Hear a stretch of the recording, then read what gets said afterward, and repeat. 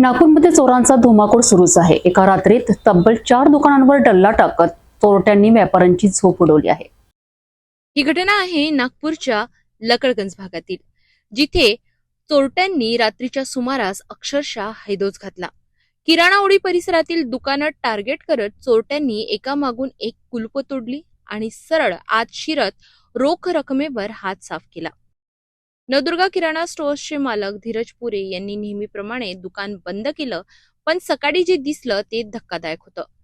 दुकानाचं कुलूप तुटलेलं आणि कॅश गायब।